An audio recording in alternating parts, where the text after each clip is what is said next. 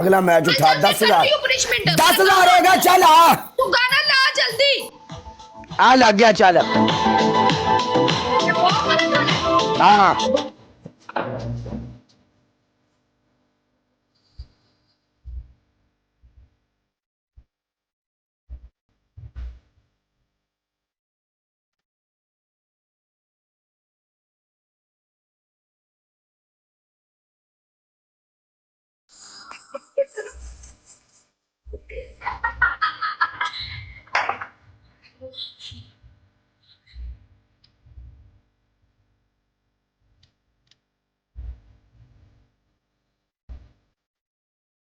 Okay boss.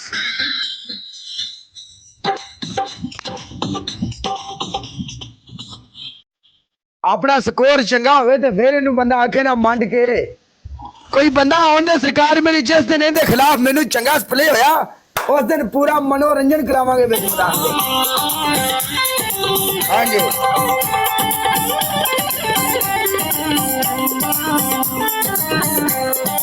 मलका बस मैं जाने लगी हूँ घर, 1 घंटे तक आती हूँ लाइव।